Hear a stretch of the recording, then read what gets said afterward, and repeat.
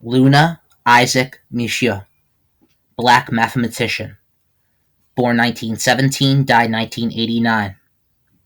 Luna Isaac Mishoe made a name for himself in both theoretical and applied mathematics, creating new mathematical tools and helping to solve some of the initial problems faced by the United States Satellite Development Program. Today, Mishoe is better known for his 27-year tenure as president of Delaware State College, now Delaware State University, during which he transformed the institution from a struggling black college into one of the two major university systems in the state of Delaware. Like many African American scientists of his generation, Luna Isaac Mishoe began life in poverty. Mishoe was born on January 15, 1917, to Henry Mishoe and Martha Oliver Mishoe of Bucksport, South Carolina. His father saw no future in the farming jobs available to black men in South Carolina, and so he traveled to New York to make a living while his family stayed behind. His mother had no desire to see her children become farm workers either.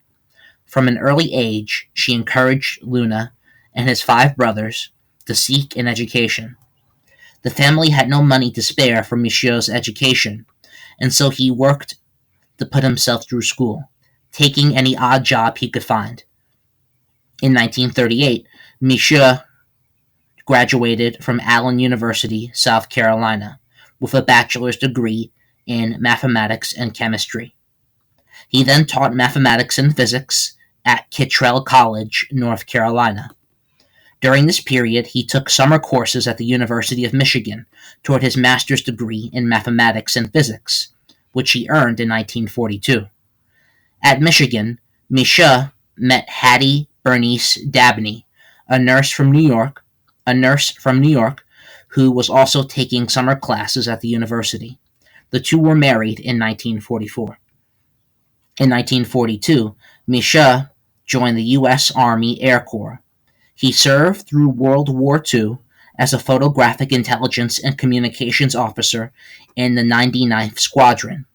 This all-black fighter squadron was also known as the Tuskegee Airmen, in which African American pilots first served combat missions. He left the service in 1946 to become a professor of mathematics and physics at Delaware State College in Dover, Delaware. In 1948, Mishoe moved to Morgan State University in Baltimore, where he was a physics professor until 1960. From 1956 to 1960, he was chairman of the Division of Natural Science at Morgan. Between 1952 and 1960, while still at Morgan, he also served as a consultant at the U.S. Army's Aberdeen Proving Grounds, where he developed mathematical equations to support the country's missile and satellite research programs.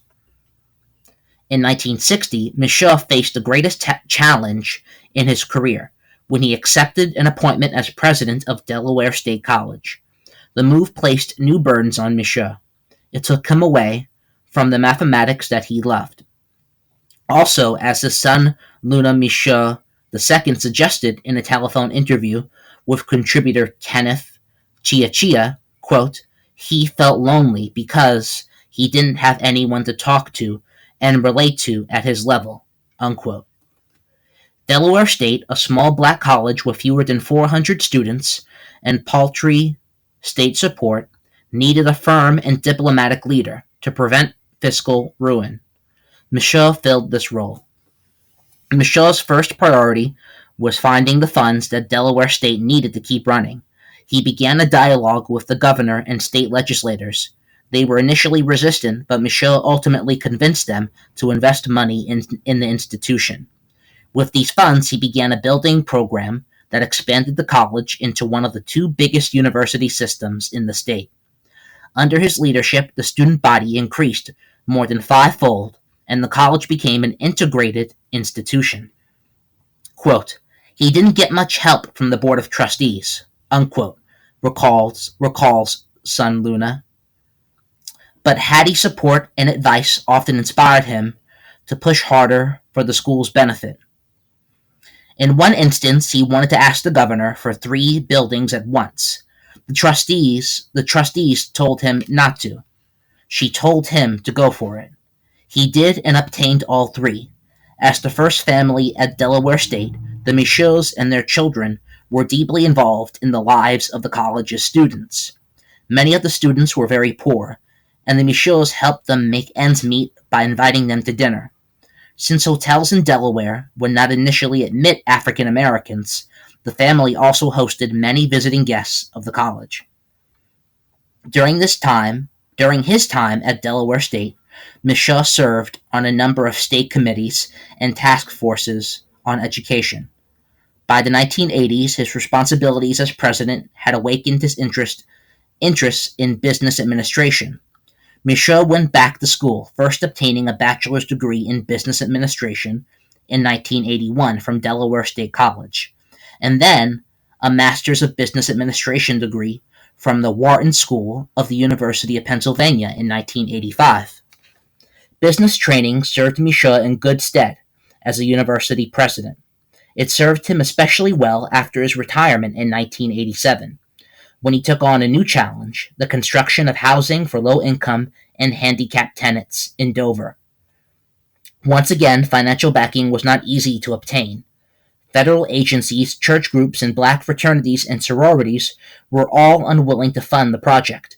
Mishoe worked with son Luna, a city planner, to find a way to make the project happen. Quote, "If he decided he was going to do something, nothing was going to stop him," unquote, says his son.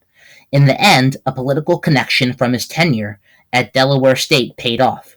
A state senator sponsored a bill to provide a bond, which Mishoe then had to persuade a bank to purchase. But he succeeded in getting the funding.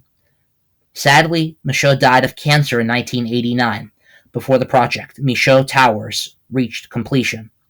But he died knowing that it was underway, and he left an unenduring legacy at Delaware State College. Today, Hattie Mishoe notes with pride that their children, Erna Lynn Mishoe Carey, Luna Mishoe II, Wilma Mishoe, and Rita Mishoe Page all received both a college education and a graduate degree.